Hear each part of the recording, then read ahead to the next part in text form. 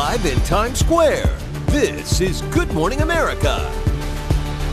Good morning, America. Overnight, deadly storms sweeping across the western Gulf Coast. Downtown Houston right now, that is just a glimpse of the severe damage there. At least 4 people were killed near the city, and our Ginger Z starts us off. And Ginger, this look like damage after a possible tornado. Yeah, and it doesn't really matter whether it's a tornado, straight line winds. They'll get out and tell us what it was today. But is your family all right? Because this was big. They're all right. It was a gnarly line of storms, and unfortunately, it went right into downtown Houston. So we saw the time lapse there taken over. The mayor was actually saying that the damage looks like when they had Hurricane Ike.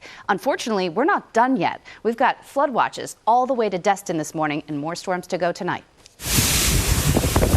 Overnight, deadly storms sweeping across the western Gulf Coast. Southeast Texas raked with winds over 80 miles per hour.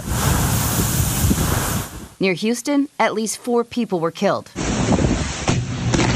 At one point overnight, more than 1 million customers in Texas and Louisiana without power as those vicious winds took down transmission lines. I can't emphasize enough the danger of fallen trees and fallen utility wires. Downtown is a mess. It's dangerous due to the glass and the lack of traffic lights, so stay at home. Downtown Houston, a mess. It just looks like the bomb went off and everything's damaged. Windows blown out of skyscrapers, streets littered with debris. We can literally feel the building shake, and then the ceiling tile was coming down. The roof of this Hyatt hotel sent flying. A large chunk of this bar crumbling. I realized it was pretty bad when it got black. It really got dark. Astros fans scrambling after rain got through the dome at Minute Maid Park.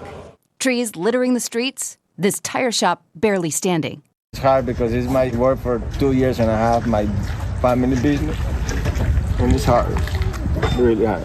And layered with all the damaging winds, torrential rains, radar estimates up to a half foot, leading to widespread flash flooding. So I think flooding is the daytime hazard that we're going to watch for because the storms are slightly less powerful, but we are going to reinvigorate the atmosphere. And later tonight from Lafayette right through New Orleans in the overnight hours, people are going to be sleeping and you're going to get this big line of storms blowing through again. You do want to note that you're going to have from Hattiesburg to Montgomery, Auburn as well, the flood concern going through tomorrow. And we know you'll stay on it, Ginger. Thank you. And we'll be thinking of all those people in that zone. Okay, we turn now to Supreme Court Justice Samuel Alito under fire after the New York Times published a picture of an upside-down flag flown outside his home in 2021, just days after the January 6th riot. Our senior national correspondent, Terry Moran, is outside the Supreme Court with the story. Good morning, Terry. Good morning, Rebecca. Justice Alito is no stranger to controversy, but this incident at his home in the days after the January 6th attack on our Capitol is stunning and unprecedented at the Supreme Court. This morning, an unusual controversy is swirling around Supreme Court Justice Samuel Alito. The New York Times published this photo. It shows the conservative justice's home with the American flag flying upside down outside of it. And the Times says it was taken in January 2021. Just days after the January 6th attack, just before President Biden took office. Flying the flag upside down is meant to be a signal of dire distress in instances of extreme danger, according to the U.S. Flag Code. It's also been used as a symbol of protest over the years, and after the 2020 election, some of Donald Trump's supporters adopted the upside-down flag to object to Biden's victory, falsely claiming Biden stole the election.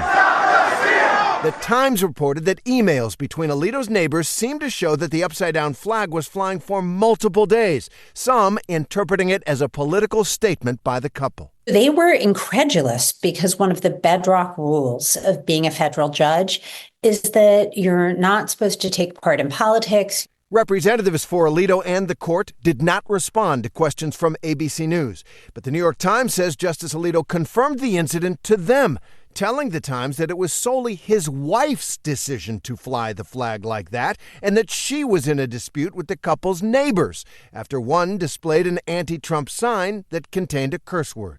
Alito writing to the Times, "I had no involvement whatsoever. It was briefly placed by Mrs. Alito in response to a neighbor's use of objectionable and personally insulting language on yard signs." It's days after January 6th. It's days before President Biden's inauguration. The court was still considering whether to take a 2020 election case, so it was very much a live legal issue. Justice Alito has a history of stirring political controversy, unusual for Supreme Court justices. The author of the decision that overturned Roe v. Wade, he mocked criticism of that ruling that ended a federal right to abortion. I had the honor this term of writing, I think, the only Supreme Court decision in the history of that institution that has been lambasted by a whole string of foreign leaders. And Alito famously heckled President Obama at the 2010 State of the Union speech when Obama criticized the court's Citizens United campaign finance decision. Alito calling out not true at Obama. And one possible concern about that upside-down flag at Alito's house, there are still cases before this court stemming from January 6th, including former President Trump's claims of absolute immunity for his actions at that time. And one more thing, there has been no statement from Mrs. Alito, whom Justice Alito blames for the incident. Whit? All right, Terry Moran for us this morning. Thank you. Now to the criminal trial of former President Donald Trump. The defense grilling Trump's former fixer Michael Cohen for a second day, accusing him of lying on the witness stand. Aaron Katursky has the latest from the courthouse. Aaron, good morning. Good morning to you. The trial is not sitting today, so former President Trump can attend his youngest son's high school graduation. But the trial is nearing an end after the defense accused the star prosecution witness of lying. 2 weeks before the 2016 election, Michael Cohen said he called Donald Trump's bodyguard, Keith Schiller, to get Trump on the phone. Cohen testified he wanted to discuss the Stormy Daniels matter and the resolution of it. Defense attorney Todd Blanche, his voice rising, said that was a lie. The defense showed these text messages suggesting a different reason for the call. Cohen asking Schiller, "Who can I speak to regarding harassing calls to my cell and office?" Schiller responding, "Call me." That was a lie. You did not talk to President Trump that night, Blanche said, animated. You can admit it. Blanche punctuated each word. That was a lie. Cohen met Blanche's indignation with composure. "No, sir, I can't. I am not certain that is accurate." The defense showed the call lasted 1 minute, 36 seconds, but Cohen insisted, "I believe I was telling the truth." Cohen's credibility matters because he's the only witness who directly ties Trump to the alleged scheme to falsify business records to hide the hush payment to Daniels from voters. Trump's ex-fixer pleaded guilty and served time for his role in the hush money and other crimes. The defense wanted the jury to hear Cohen gloat about Trump's indictment. Revenge is a dish best served cold.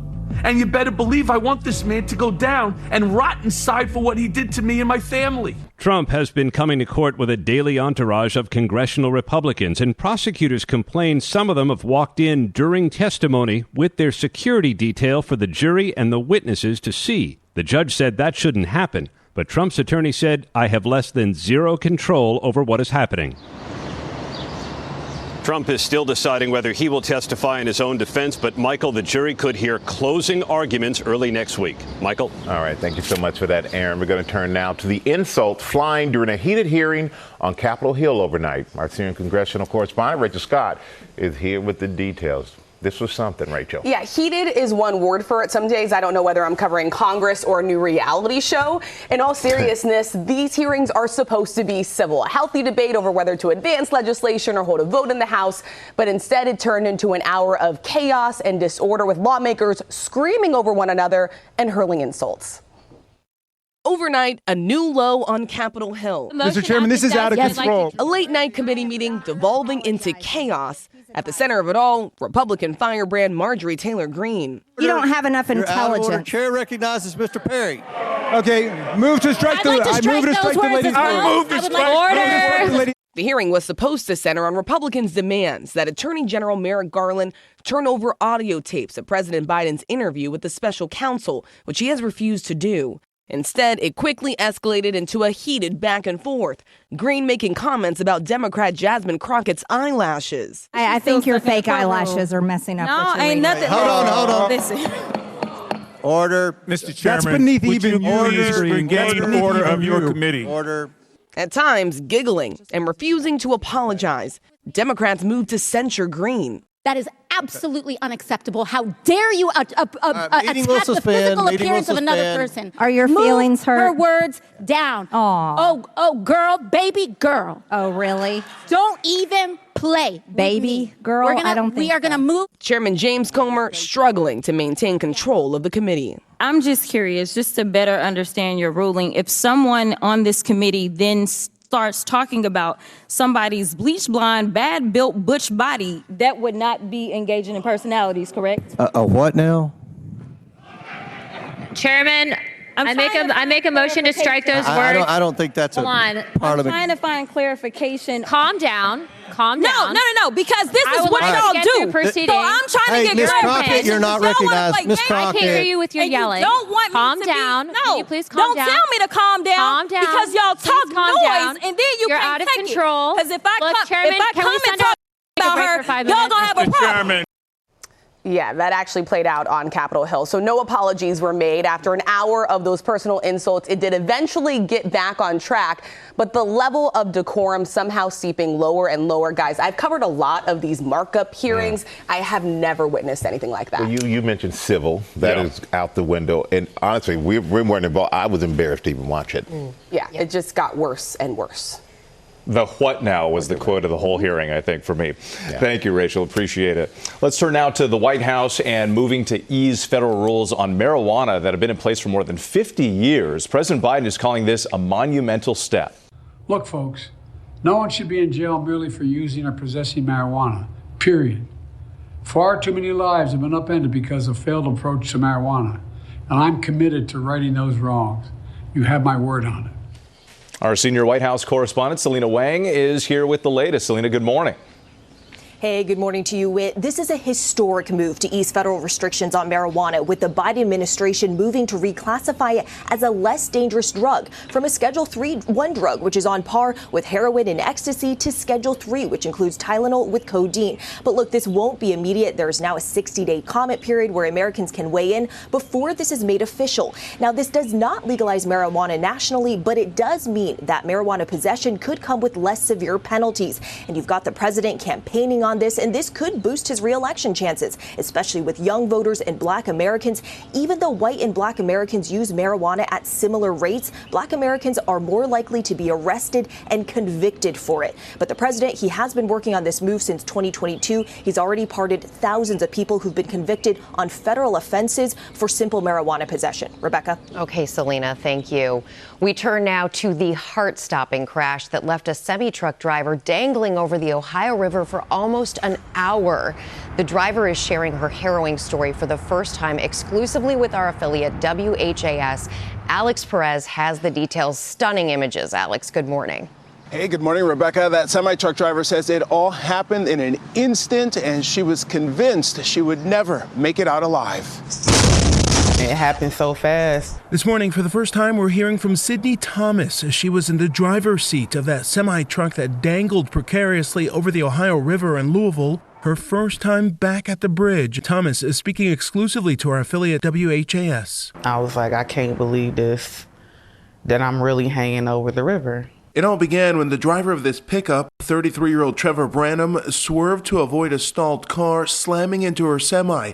She crashed through the railing 100 feet above the water, staring right at the river. I thought that the trailer was still on the bridge. I didn't know that it was like this. Stuck there for more than 40 terrifying minutes, wondering what would happen to her 5-year-old son if the worst should happen. It was really hard for me to think about, like, leaving him behind on Earth. An army of firefighters on the bridge working to rescue her. It was just terrifying to be that high up in the air and look down and all you see is the Ohio River. Finally, firefighter Bryce Camden reaches her and prepares to get her to safety. He was like, "Are you a praying woman?" And I was like, "Yep." And we just started praying. Those prayers while dangling in the air, a moment Thomas says she'll never forget. Sometimes you pray, and I'm guilty of this. Sometimes I pray and I don't think God is listening. But he was that day. And the driver of that pickup was charged with wanted endangerment and driving on a suspended license. As for Thomas, she says she's getting ready to go back to work and get back on the road June 1st. Guys. All right, we're happy she's okay, Alex. Thank you so much for that. Coming up, we have my exclusive conversation with John Oates of the duo known as Hall & Oates, taking us inside the feud and lawsuit that may have ended over 50 years of making music together. Also ahead, we're tracking everything you need to know about Memorial Day weekend, from travel plans to the early sales. And KOTB right back. First, we turn to our top headlines that we are following right now, including the severe weather overnight. Texas was slammed with 80-mile-per-hour winds. At least 4 people were killed near Houston. Astros fans were scrambling inside the dome of the ballpark when the rain got through the closed roof. More than 17 million people across parts of 12 states are under a flood watch this morning after yesterday's tornado reports marked the 22nd straight day with a confirmed or reported tornado in the U.S. Also right now, all eyes on the markets this morning after the Dow Jones Industrial Average crossed 40,000 for the first time yesterday. The Dow finished the day slightly lower, but the recent rally follows strong earnings reports and signs that inflation may be easing. And with the thing that's in most 401ks right now, the S&P 500, that's also near record highs. All right. And the Hurricanes, talking hockey here, have been eliminated from the Stanley Cup playoffs by the New York Rangers, thanks in large part to a hat trick in the third period by Chris Kreiger. 1, 2, 3 goals secure a no-quit New York comeback. Rangers haven't won the Stanley Cup since 1994, but they are looking good. It'll be a good time. See what happens. We've got a lot more ahead here, including Will Reeves' exclusive TV interview. The first person to have a brain implant made by Elon Musk's company Neuralink to help control a computer with his thoughts. That's coming up. Big news there. All right, we turn now to an ABC News exclusive interview with John Oates, half of the legendary duo known as Hall & Oates. He has a new solo album, and he's also opening up about the fallout with his former creative partner, Daryl Hall. Yeah, Daryl Hall filed a lawsuit against Oates last year over their music catalog. And as John Oates told me, the dispute might jeopardize their future. Will Hall & Oates ever perform together again? Not from my point of view, but you need to ask Daryl how he feels about it. This morning, John Oates, half of the legendary rock duo known as Hall & Oates, famous for huge hits like Rich Girl and You Make My Dreams Come True, sitting down, opening up about his side of the legal battles he's currently fighting against his creative partner of over 50 years, Daryl Hall. Last year, Hall filed a lawsuit against Oates, alleging that Oates attempted to sell his share of their jointly owned company, Whole Oates Enterprises, without Hall's permission. Did you try to sell your half of the company or your part? Yes, I did. Yeah, I did. And let me explain to you why I did. When this whole situation got mired in legality and really complex, legal wranglings, I got frustrated. And I said, you know what? Daryl has always wanted to be his own man. I said, I'm going to give him the opportunity to do that. If I sell my half, he can either, he can do what he wants. And it was kind of ruining my life, to be honest with you. I wasn't happy. And I said, well, I'll just step aside. And people do it all the time. I mean, you look at all the artists who are selling all their catalogs. It's pretty common. It's not that big a deal. But Daryl didn't like the idea that I would sell to a certain third party. He said that the alleged planned sale was, quote, a completely clandestine and bad faith move, and called it, quote, the ultimate partnership betrayal. Do you see it that way? Well, that's strong words, huh? Yeah, very strong words. But do you see it that way? Not at all. I don't. Because we've always looked at ourselves as individuals working together. And I felt like I had the right to do that. But, And I think as fans, you sit back and you go, oh, they made this incredible music. They must be in sync and have this bond. But you two hadn't worked together creatively in over 20 years. Right. That's right. The only thing we did together was play concerts where we just went out there and trotted out the hits. Before this lawsuit came about, were there any disagreements? No, not really. We never really had a lot of disagreements. But then again, we never really talked to each other very much after, for the past 20 years. We'd show up at a show individually, walk on stage, play, and then we'd go our separate ways. It really wasn't as tight as people might, would like to imagine in their, kind of fantasy imagination of, our relationship. Daryl Hall said, "All I can say is people change, and sometimes you don't really know someone like you thought you did." How do you respond to that? Oh, I guess he should have looked a little closer. Has he changed, in your opinion? I believe he has. Yes. I believe he's changed a lot. If Daryl Hall is watching right now, is there anything you want to say to him? Say, I love him like a brother. Well, I love you like a brother if I'm talking to him directly. And but you know what? Brothers have disagreements. Families grow apart. I would say I wish him the best. I hope that he has everything he wants in life and that he can pursue his dream of being a respected solo artist, which I believe is something that he's always wanted. Solo success is something Oates has also wanted. This week, releasing his 8th solo album titled Reunion. You recorded this in Nashville. Yeah, I did. So does being there and living in Nashville, did that influence your sound? Oh, so much. My move to Nashville has really changed everything for me. Because before I met Daryl Hall, I was a kind of a roots, acoustic guitar, blues, folk musician. When we met, we kind of combined our individual influences and created something totally new. But that guy, that musician, was always there in the background, kind of idling, you know? And when I moved to Nashville, I tapped back into it, and it really gave me a new lease on my musical life. What can fans expect from the new music? This is the first time I was able to really commit to a project and to a future of creativity and music. The title track was inspired by my 100-year-old father, who told me he was going to reunite with Mom, who's passed away years before. And when he said that to me, I thought of the word reunion, what it really means. And I said, reuniting. And I realized what was happening was I was reuniting with my musical self and my personal, myself as a man and as a musician. That's about as personal as it gets. It's the most personal thing I've ever done. What do you want your legacy to be? I want my legacy to break down barriers. I'm looking to express myself honestly, to be a good father. I want to be a good husband. I want to be a good friend, and I want to enjoy my life. Well, I think you've accomplished all of that. Yeah, we're getting there. I mean, you know, you see these relationships, we listen to the music, and you say, wow, it must be great together, and you realize that it just hasn't been that way with these guys for a while. Yeah. Sad to see it from music fan perspective coming to something like this, but at least some new music on the way. And really nice to hear about his family and his ability to spend time with them in this life. That's what it all means, right? It's all about family.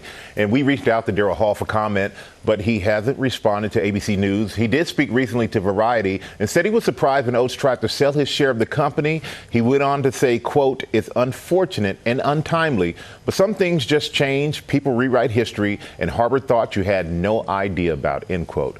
Well, there is one thing that they do seem to agree on. They're probably not getting back together, but the music does not stop because John Oates' new album, Reunion, is out today. Definitely looking forward to that. Thank you, Michael. Appreciate it. Coming up here next, we are counting down to Memorial Day weekend. Elizabeth and Trevor have everything from flying to driving and shopping. Good morning, guys.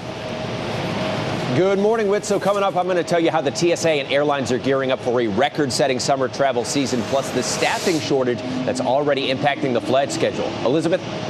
The sales that signal the unofficial kickoff of summer are already getting started early this year. I'm going to tell you where to find them and what you shouldn't buy just quite yet. Disaronno, the world's favorite Italian liqueur, with its amber color and rich aroma to capture the senses. Live la dolce vita dream. Try a Disaronno over ice and mix with cola. Garnish with a slice of lime. Disaronno, simply bellissimo. Enjoy Disaronno responsibly. We've got the exclusive view behind the table. Every day, right after the show, while the topics are still hot, the ladies go deeper into the moments that make the view the view. The Views Behind the Table podcast. Listen wherever you get your podcasts. We are back now on GMA with our Memorial Day Dream Team, tracking summer travel and summer savings. The TSA announced a record-setting travel season is about to take off, with Memorial Day weekend expected to shatter records. So first, we're heading to Trevor Ault, who's at LaGuardia Airport for us. And Trevor, TSA says they are ready for the rush. Good morning. Yes, and it's going to be quite a rush. Rebecca, good morning to you. This is expected to kickstart a record-setting summer travel season. The TSA says they are fully staffed up, ready to go. The airlines say they're also ready to go, not just with staffing, but also about 5% of flights are going to be using larger aircraft to accommodate more passengers. At the same time, though, a staffing shortage that's going to have an impact or cause some snags. We're about 3,000 air traffic controllers shy of where we would like to be. It's already impacting the schedule this summer out of New York City. There's going to be about 10% fewer flights, Rebecca. And of course, there's going to be a lot of people driving, too. What's the situation on gas prices? Well, the good news is there's not a lot of news with gas prices, Rebecca. They've been relatively flat over the past month or so. The national average for a gallon this morning, $3.59. That's very similar to what it was this time last year. But if you're going to be driving for Memorial Day weekend, it's going to be quite crowded at times. AAA is anticipating 38.4 million people driving. And yes, that, too, is a new record. Guys. All right, Trevor, thank you. Now to the big Memorial Day weekend sales with Elizabeth Schulze here in Elizabeth. Retailers already getting aggressive in slashing prices. They are. Wait, good morning. Many retailers are turning to these early deals and promotions as customers who are frustrated with stubborn inflation pull back on their spending. So some of the biggest Memorial Day discounts are on mattresses, appliances, and small household essentials. This Whirlpool stainless steel microwave, it's marked down $200 to $198 at Home Depot. A Dream Cloud mattress that'll typically cost you $1,300 is now $600. That's half off on a huge purchase for your home. We're also seeing popular Allbirds sneakers on sale for $50 from the usual $100. And for all the parents out there, the set of Bluey Kids Cups is 20% off right now on Amazon. Oh, yeah, those are big time. And Elizabeth, what other items can shoppers find deals on right now? Right, so Memorial Day is also the time of year when stores are trying to offload some of their unsold winter and spring inventory. So you might find some steals on heavy coats or footwear that was on the shelves in the spring. It also means it's not the time to stock up on summer weather stuff because you're typically going to want to wait later in the year. So that's things like swimsuits or outdoor furniture, guys. All right, Elizabeth, thank you for that. And next, we have our play of the day on this Friday morning. We'll be right back. It is time for play of the day. No one better to bring it to us than you, Lara. Oh, well, thank you so much, Michael. Good morning, everybody. So last night was a big one for L.A. Dodgers star Shohei Ohtani, who was honored with his very own bobblehead before the Los Angeles Dodgers hosted the Cincinnati Reds. ESPN reporting the giveaway caused a massive traffic jam outside the stadium, but the star decided that he was going to go for it. He left before the game. He shared the spotlight with a 13-year-old boy named Albert at UCLA Mattel Children's Hospital. He visited him before the game. He signed a jersey for him. Albert is a pediatric cancer patient, as you can see. He was quite moved by the surprise visit. And that wasn't the only surprise in store for Albert. He was invited to throw out the first pitch, and he enjoyed the game from a suite. Now that's pretty sweet. Right? Really Super great sweet. guy, That's a big good night. night. Those bobbleheads are a big deal. So, Lara, checking the ESPN website, as I always do at this hour of the morning, it says that they had a huge sellout crowd, 53,527 people. It's the largest in the majors this season. Dodger Stadium since September. Wow. Yeah. I'm so glad you checked, double Sam. duty. Yeah, and guys, new kids on the block are here. Stay with us. Good morning, America. It's 8 a.m. Deadly storm striking overnight. Texas slammed with 80-mile-per-hour winds. At least 4 people killed near Houston. It just looks like the bomb went off. Windows blown out of skyscrapers. Astros fans scrambling inside the dome when the rain got through. Ginger's tracking the widespread flash flooding and the new threat. 1 in a million. 5-month-old Kylie's new hope. Her lungs and a hole in her heart repaired. How she's breathing on her own for the first time in her life. Medical breakthrough? The first person to get Elon Musk's Neuralink implant. It's going to be amazing when someone can have a spinal cord injury, go into a hospital, get surgery, and walk out a couple days later. How the brain implant has changed his life and what it means for the future of medicine and technology. Only on GMA. Off to the races. We're live on the water for a turbocharged dragon boat race. We have a look at the top stories that are breaking at 8. Starting with the dangerous winds and widespread flash flooding overnight. Houston was hit hard, and our Ginger Z is tracking it all for us. just tough to see all these images. Yeah, I was watching the gnarly looking radar last night as I was doing World News, and we said that is going to be bad for Houston. Unfortunately, it verified just that way. At least 4 people have been killed by these storms, and we're seeing the winds in excess of 80 miles per hour. That's some of the reports that we've seen, and the pictures tell the story. Those windows blown out of skyscrapers. You had the building here, it's a bar in downtown Houston, crumbling. We had a camera there this morning. And then more than a half foot of radar estimated rain. So flood watches still exist all the way to Destin. And we're not done yet with the storms, because what's going to happen today is we'll see more of those showers into the overnight hours, and that's why Hattiesburg to Montgomery is in that elevated risk area. 1 or 2 inch per hour rainfall rates could happen when we get storms later tonight. I want New Orleans to watch this clock. Look at that, 2 a.m. It's just about to get to Lake Pontchartrain. That's going to come with damaging winds as well. So from Lafayette over to Dothan, Destin too. It's not just this morning, but into tomorrow morning. So it's a long 24 hours ahead. Yeah, that threat continues. All right, Ginger, thank you. We turn now to the criminal trial of former President Donald Trump. The defense grilling Trump's former fixer, Michael Cohen, for a second day, accusing him of lying on the witness stand. Let's go back to Aaron Katursky at the courthouse with more. Aaron, good morning. Good morning, Whit. There is no court here today. Former President Trump is attending his youngest son's high school graduation, and unless he opts to testify in his own defense, this trial could be over as soon as next week. And you're right, the testimony by Trump's former fixer, Michael Cohen, which will end on Monday, was brutal at times. He lied for Trump for years. He lied to Congress. He said he lied to a federal judge. And the defense told jurors Cohen lied to them when he testified that he spoke to President Trump by phone about the hush payment to Stormy Daniels one night in late October 2016. That was a lie, defense attorney Todd Blanche yelled, asserting Cohen was really speaking in that call to Trump's bodyguard.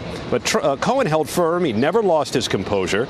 The jury must decide whether to believe him, since he is the only witness to testify he directly spoke to Trump about the business records prosecutors said Trump falsified so voters wouldn't find out about Daniels before the 2016 election. After Cohen, prosecutors have no additional witnesses left to call. The defense is still deciding whether to put on a case, including testimony from Trump himself. But the judge signaled the jury could hear closing arguments as soon as Tuesday of next week. Rebecca? All right, Aaron, thank you. We turn now to the 5-month-old baby born facing roughly 1 in a million odds and surviving thanks to a miracle double lung transplant. Ariel Reshef is here with the details you'll hear first on GMA, and what a remarkable story. Good morning, Ariel. What a story this is, Rebecca. So nice to be able to bring you some good news on a Friday. Kylie is a miracle baby with a dream surgery team of 15 to 20 doctors and nurses who helped perform that double lung transplant. Now she is breathing on her own for the first time. Kylie Overfield was diagnosed at birth with a very rare, often fatal lung disorder. They didn't think Kylie was going to make it. She wouldn't survive the weekend. Her mom, Ashley, clinging to hope her daughter could be saved. She was feisty, so I was like, she's that feisty, I'm not giving up. Kylie's diagnosis, surfactant B deficiency, is found in roughly 1 in a million babies. The only effective treatment, a double lung transplant, a procedure so rare that in the past 10 years, only 35 have been performed in the U.S. on babies under a year old. The challenge is, in Kylie's case, her age and her size. In January, at just 3 months old, Kylie was transferred from the East Coast to Texas Children's Hospital. We are one of the busiest pediatric lung transplant centers in the country. Kylie receiving her new lungs 2 months after she was added to the transplant list. During an 11-hour surgery in April, 5-month-old Kylie received those new lungs, and a hole in her heart was also repaired. She is now breathing on her own for the first time in her life. She has a life now. She gets a chance. Ashley and her husband Jacob so thankful to the mom of the donor baby. My heart hurts for her, and I think about her every minute of every day. Such gratitude there. And Kylie's new lungs began to breathe immediately when they were first transplanted, but she remained on a ventilator for additional support for a few days. Within a week, she was breathing completely on her own. And here's the good news, guys. She gets to go home in the coming days, which is awesome. She really is 1 in a million. No So doubt. happy for her family. Yeah. Ariel, Absolutely. thank you for bringing us that news on this Friday. Coming up in our GMA morning menu, Will Reeve has a TV exclusive talking with the man who received the first ever brain implant from Elon Musk's Neuralink to help him control a computer with his thoughts. You have to see this to believe it. Also ahead, Chris Hemsworth and Anya Taylor-Joy on all the excitement for Furiosa, a Mad Max saga. Plus, Jacqueline Lee is going to be live in a traditional dragon boat race. Looking forward to that. And Lara and Sam are outside in Times Square. Hey, guys. Hi, hey, new kids on the block are with us this morning. They're lending Lori B a hand with the right stuff for road trips. All right. Hey, come on out, guys. Come on, guys, can you do it? Come here. Here, allow me to get the thing. We'll be right back on GMA, guys. Let's go!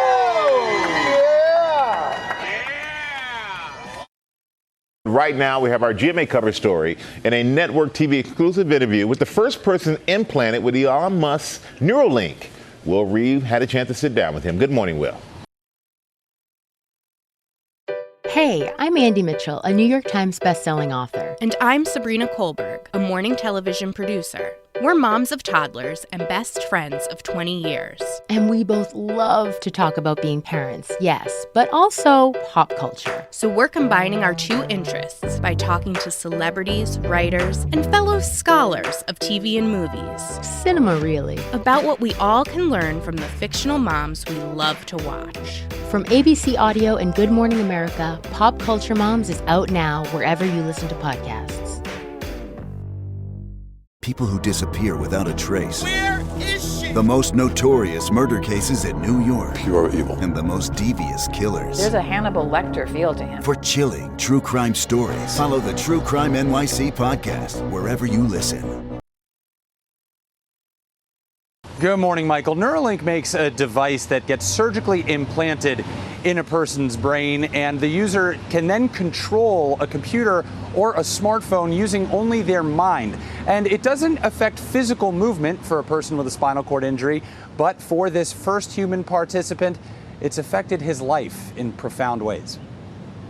I didn't have anything to wake up for in the morning, and this has changed that for me. In a GMA broadcast exclusive, Nolan Darbaugh, the first human implanted with a Neuralink chip in his brain, is telling his story. I accepted that I was paralyzed and that was my life. I always held out hope that it would all get better. At 22 years old, Nolan says he dove headfirst in waist-deep water, struck something, and sustained a spinal cord injury. He couldn't move from the shoulders down. From the time of your injury until earlier this year, what was your daily life like? I mean, one thing about being paralyzed is that there's a lot of time to sit and think.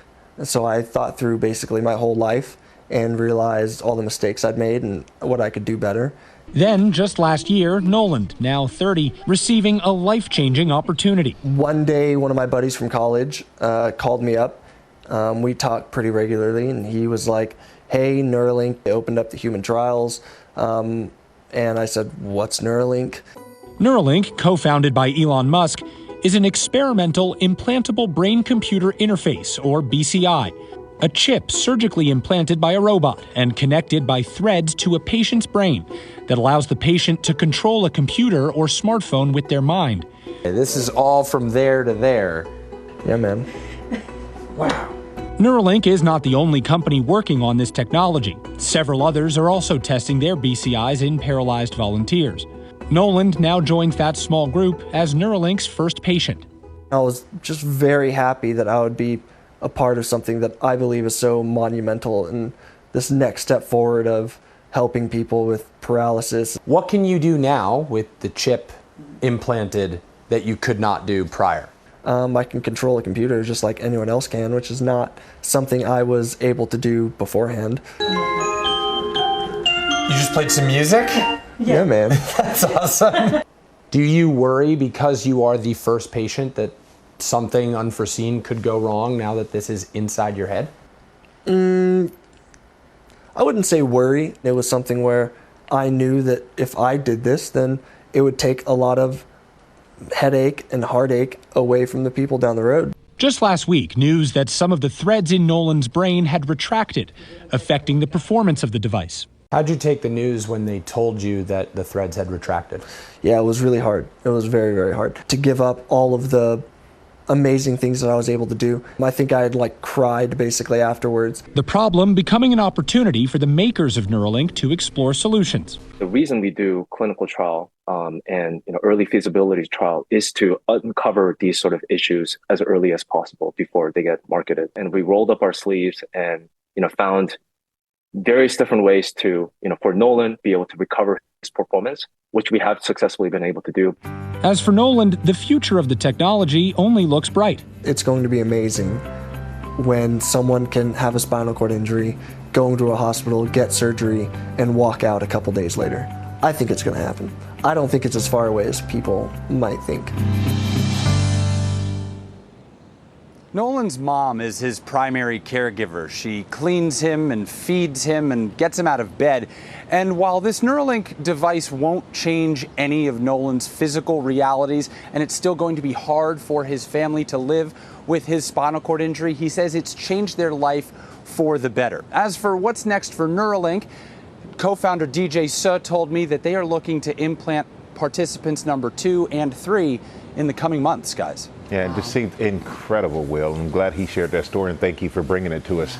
Now we're going to go to Ginger. Hey, Ginger. Hey, Michael. It has been really hot really early in South Florida this week. Key West, for example, had a heat index of 115. That ties their all-time heat index. This morning it already feels like 96. Big weekend ahead with that ridge that all of those storms are riding along. Going to leave South Florida with more records. 94 and 95 from West Palm to Miami could be some records today. South Texas will also have some on the far end of this. And everybody's asking, what is summer going to be like? Just yesterday, brand new summer outlook from the Climate Prediction Center.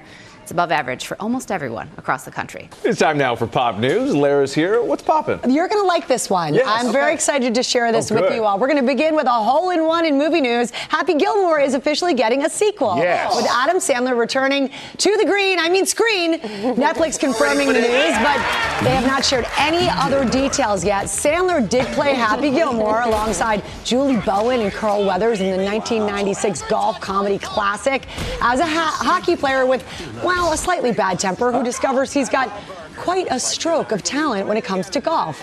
Christopher McDonald, who played Shooter McGavin in the original, he teed up these rumors about the sequel earlier this year when he told a Cleveland sports radio show that Sandler showed him the first draft of the script. The original made nearly $40 million globally. That was 30 years ago, guys. Yeah, so that's big bucks. Many say it's Sandler's funniest movie. I love it. Absolutely. 100%. And by the way, and Michael, I'm sure everybody attempted that drive, right? The walk-up drive at least a couple times. Still do. Yeah, right? Classic movie. Love it. Hey, also in movie news this morning, Jamie Foxx is back to work on the set of his upcoming film. Netflix again releasing new images from the film, which happens to be called Back in Action, appropriately. Yeah. The Oscar winner stars opposite Cameron Diaz in a story about two spies who retire together to start a family. But, oh man, they're then dragged back into the world of espionage. Ooh, that always happens. I know. When their cover is blown. Production on the film stopped in April 23 when Fox was hospitalized for an undisclosed medical complication. Now, he still hasn't revealed what exactly happened, but he has said that he plans to share his full story in an upcoming comedy special. For Diaz, it's a huge return. This will be her first film role in a decade since she starred alongside Fox in the 2014 remake of Annie. Back in Action premieres November 15th. Looking forward to seeing him. He looks good, and so does she. I can't wait to see and they're both both of them. just beloved actors. I saw him on Monday. Oh, he looks really? great. Yeah, he's as witty and as smart and as funny as ever. I mean, Great Jamie to Foxx hear is probably as well. the most talented person on the planet. Yeah, I love it. he is a true triple threat. Yeah. So that's going to be great. Finally, UC Berkeley graduates had a slam dunk speaker at their graduation. Our friend, Dallas Mavericks CEO Cynthia Marshall, who graduated from Berkeley herself, told the class of 24 that she recommended that they strive for their dreams by daring to fail. And she used someone pretty special to prove a point. Basketball legend Michael Jordan said, "I've missed more than 9,000 shots in my career. I've lost almost 300 games. 26 times I've been trusted to take the game-winning shot and missed. I failed over and over and over again in my life, and that is why I succeed. Don't be afraid to miss the shot. Just rebound with grace.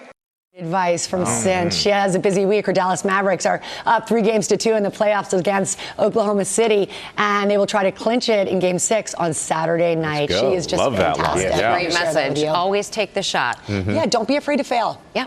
Always. Lara, thank you. Okay, we turn now to dozens of dragon boats that will be racing at a festival in D.C. this weekend to celebrate AANHPI Heritage Month. And Jacqueline Lee has that story. 51 teams, 20 paddlers each. One winner. Look sexy, guys and gals, come on. The Dragon Boat Festival here in the nation's capital, drawing in teams from all across the country. I love the camaraderie of our club. The sport itself is very welcoming and supportive, and it's just a great way to stay in shape. Dragon boat racing is an ancient Chinese tradition stemming back more than 2,000 years when fishermen raced their boats to save a beloved poet and politician named Chu Yuan. Since then, it's transformed into an internationally competitive sport with teams across the world. Prince William racing in Singapore just last year. It's just one of these things that once people do it, it really catches on, and it's something that can be done anywhere in the world where there's water. The festival kicks off with a traditional eye dotting ceremony when eyes get painted on the mythical dragon to wake it up. The dragon is a symbol of power and believed to rule the water. We wake up the dragons, so the dragon will lead all these people moving forward safely and quickly. And that's a symbol of which a country to move forward. And then it's off to the races. Each team working in sync to cross the finish line. The best part about dragon boat racing is because it's such a large group in order to participate, you get a lot of camaraderie within your team. We enter different level crews, different types of crews in different races up and down the East Coast. Just building those friendships there, that's a great part of racing. And guys, what better way to kick off a Friday than right here on the water? And you know, dragon boat racing is one of the fastest growing sports in the entire world. And there's actually a push to make it an official Olympic sport, guys. Jacqueline, who is out there on the boat with you? So I am sitting among the first ladies. Not only are they national champions, but they are competing in the World Championship in Italy later this year. But everybody out here on the boats, they are part of the DC Dragon Boat Club. They've been around for 16 years. And what's so cool about this is it is all ages. There are people out here in their 70s. So it's a huge team effort. It's a lot of fun. We have men, women, visually impaired. Every single person can do the sport, guys. It's so beautiful to watch. And we're hearing a drum beat. Is that helping as you all row? Yeah, so the drum is considered the heartbeat of the boat. It tells the paddlers when to speed up, slow down, and honestly, guys, it's great ambiance. We love this out here on the water. So, Jacqueline, there's a DC festival tomorrow. Fill us in. Yes, so that festival is going to be celebrating their 21st anniversary tomorrow. So dozens of these boats are going to be taking over the Potomac River. And what's really cool about this is the rowers out here, they say there is no superstar on a single boat. This is a true team effort. They're only as fast as their slowest paddler. And I don't know if you guys can tell, but that is me today. This is really hard. I'm feeling the burn. You're the superstar. Keep it up. Thank you for bringing that to us. Coming up, guys, Kids on the Block, the new ones. Join us.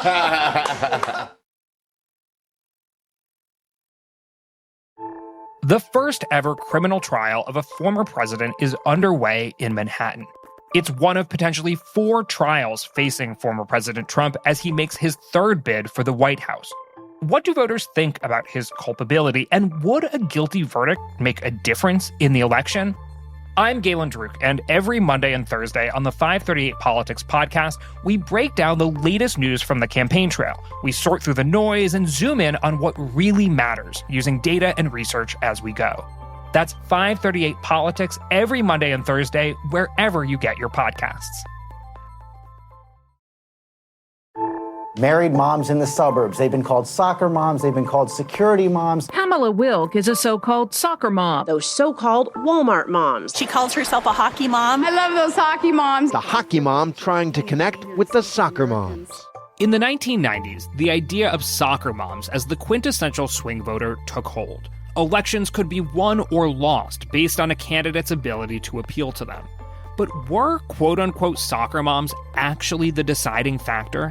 In a new series on the 538 Politics podcast, we take a look back at conventional wisdom from past elections with a critical lens. Where did that wisdom come from, and does it hold up today? Find the Campaign Throwback series in the 538 Politics feed wherever you get your podcasts.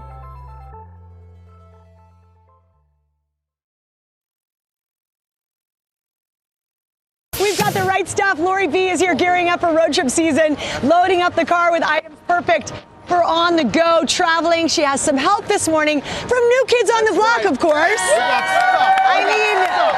We got the right stuff, baby.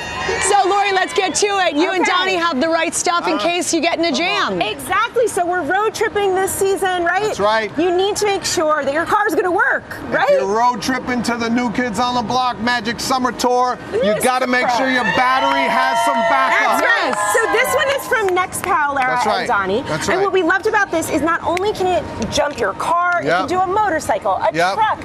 If you're traveling by boat, it can do that. It's got a flashlight and it has in case a flashlight. it's nighttime. Power in it for a car like this big? Exactly. That's right. Yes. Good. You can call your friends on it. Well, but Donnie, wait, that's very actually, 90s, you can't Donnie. call your friends on it, but what you can do is charge your phone. Look at you can charge the phone. So it's such a great, it's so Where did you small, find but packs this? a big punch on Amazon under $60. That's right. If Wow. you're So we driving love that. behind Donnie the is tour not bus to included Waffle though. House, charge the car and don't put the wrong one on the wrong one. You'll get a jolt. And that will protect you also. So our battery is now charged thanks to Donnie. What about our tires, guys? Okay, so Lara, actually there's about approximately 11,000 fender benders from bad tires. So we want to make sure that your tires are in good shape. Right, Danny? Exactly. Safety first. Okay, so to that end, you want to keep one of these portable air compressors in your car. Reviewers love that this one will not let you overstuff it. I was just going to say, can you please keep your eye on that? Yeah, it's programmable. So you just program in what you need and it will automatically shut off, and it's under $30. And again, small, compact, you can have, everyone can have one in their car. Everyone should have. I am available on the Magic Summer Tour. I'll come in your city. I will fill your tires if you have low tire tires, pressure. people. All right, so what about your road tripping to New Kids on the Block concert and the car gets a little bit messy? I mean, and anybody who's road tripped with friends or kids knows that it gets messy fast, right? So our buddy Jonathan is here. Let's go over here. And you can see he's holding a car vac. So Lara, this is the #1 best-selling car vac. Jonathan, you made quite a mess in there. I know. You really love those Rice Krispies. My goodness. What's so great about this one, it comes with 3 attachments, and it has over 300,000 5-star reviews. That's like a New Kids concert, right? Yes. You love the New Kids, you love this car vac, and it's on sale. So what's not to love about that? It really gets the job done. And again, I like how all of these are all like very small Compact. and portable. Exactly. All right, Thank you Jonathan, so much. amazing. Keep that car clean. We have the best models today ever. No, right? And that's not all, everybody. Okay, so next up, we're going to organize, not agonize, with our buddy Jordan. Hello. Hello, Jordan. Hi. What do you have for us here? Some New Kids merch. So what we did here, Lara, where's my Lara? I'm right here, Okay. I'm watching. So what we did I'm in here awe. is we organized everything in this CalPack trunk organizer. If you don't have a trunk organizer, you got to get one, and you got to get one today. And here's why.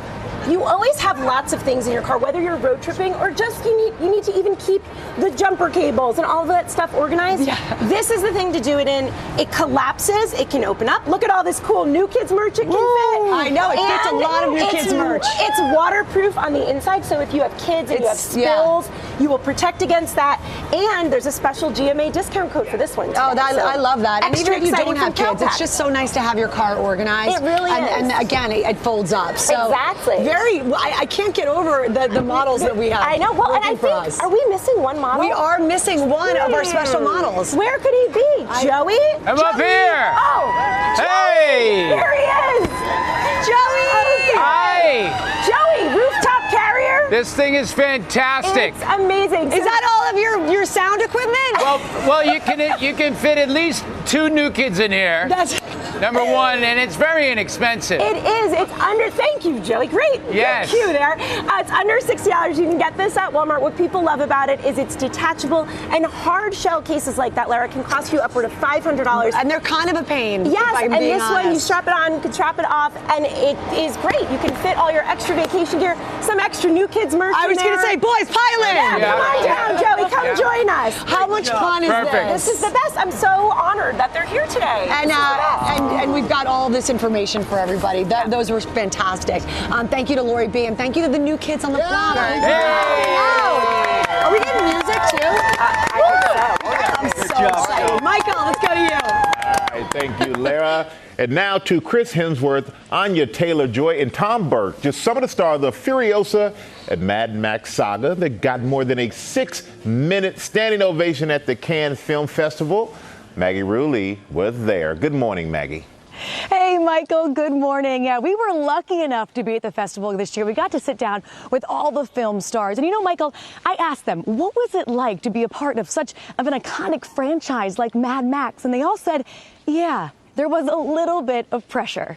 It's the action-packed, dystopian epic fans have been waiting nearly a decade for. Furiosa, the prequel to blockbuster and Oscar hit Fury Road, and the 5th installment in George Miller's Mad Max Saga, starring Chris Hemsworth like you've never seen him before as Dementis. Your character, well, let's just say it's really good to see you looking like yourself again. Had a shower. It was good, yeah.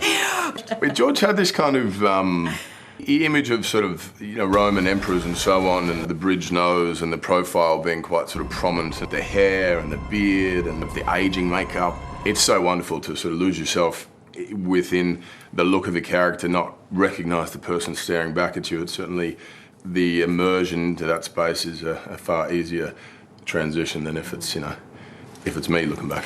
And Anya Taylor-Joy as Furiosa. This film pushes all the limits. How did you prepare? I still don't have my driver's license, and so the first thing that they did was put me in a car, put me on the motorbike, and then just a lot of physical training just to be able to do the stunts again and again and again. But do I understand you don't have a driver's license? Is that what you just said? Yeah, I still don't have my driver's license. I feel like you can just bring the movie to the DMV Chris and say keeps this is joking proof. that he's going to send them. I've sent them a link. Tom Burke as Warrior Praetorian Jack. The fan in you when it's happening kind of 360 around you, which it feels like it is when you're doing a lot of the shots. You want to just stop the take and go, hang on, what's that guy wearing? Yeah. Well, show me your boot. Would you guys come back for a sequel? Yes. Yes. Well, I refuse to answer that on the grounds that it may give away some content as far as Very to the nice, outcome of, Hemsworth. any of Very our well characters. played. And guys, this movie was a family affair. Chris's wife actually acted in a few scenes with him, and he says they often brought their 3 kids to the set. He said having them there was such a great reminder to take the work seriously, but never himself. Guys. All right, Maggie, thank you so much for that. Looking forward to seeing Furiosa. It is in theaters next Friday. We cannot get enough of New Kids on the Block. The multi-platinum group, they're still going strong with 100 million albums sold. 100 million.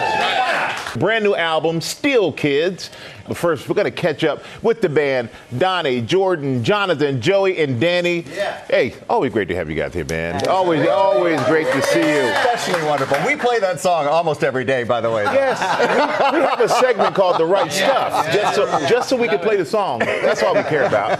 But you have your first new album in a decade or so. Yeah. And Donnie, you said this is the most mature album you've ever made. What do you mean by that? Well, I mean it's mature because we are matured, even though we still feel like kids, and that's kind of what the relationship between us and our fans, the Blockheads, is. It's like this excuse for all of us to feel young and happy and free again and put all our life's stresses to the side, but mature in the fact that we were comfortable enough to really just be ourselves and not try to match any expectation, just do the music that came from our hearts, trust that the fans would love it and it would speak the message that we wanted. That is the luxury to have that mindset, yeah. Yeah, definitely true. Now, we just saw Kids, and in Kids, you guys have got the choreo, There you right? go. Is that, and then there's a hands up. And then Yes. all right, so choreo's been like a huge thing for you guys from the very beginning, right?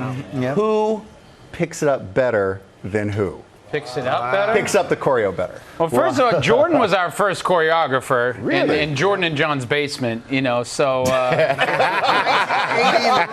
Just because we couldn't afford a really good one. No, you did great. So you're better at picking it up. Who's worse? Who's Me. the slow? The really? worst. Really? Yeah. No, we all have our routines. We get there, though. We get there. You get there. Look, I can't even walk and sing. You guys are dancing and singing, and you're not even out of breath. But you're about to go back on tour in a few weeks. So I'm just curious, how is it different now going on tour than it was 34 years ago when you started? Oh man, probably. Go ahead. Please. I mean, I think in a positive way, we enjoy it more. Back then, it was just a whirlwind. It was just like mayhem. You know what I mean? So we'd go on stage, and all you would hear was, just like mayhem. It was straight mayhem. Okay, it was just flashing lights and screaming girls, and it was like we couldn't even hear ourselves. Now it's like it's a little more relaxed, so we can enjoy it more and soak it in, and really look at people and smile and just enjoy it. Yeah, people always wish to go back in time with what they knew now. We're doing it. We're doing it with our fans, and it's amazing. Well, you know what? They can't wait for the shows to start, for you to go back on tour. We can't wait. That's going to be great. All right. That's going to go perfect. And before we go, a member of our GMA family welcomed a new kid on the block. Yeah, big congratulations to our managing editor of social media, Katerina Andriano. Mom, Dad, and baby Peter Edward Gaffney III are all doing well. Congratulations, and thank you to New Kids on the Block for being with us this morning, and of course for that incredible job outside. Yeah, it's all been so much fun. Have a great weekend. All right, guys.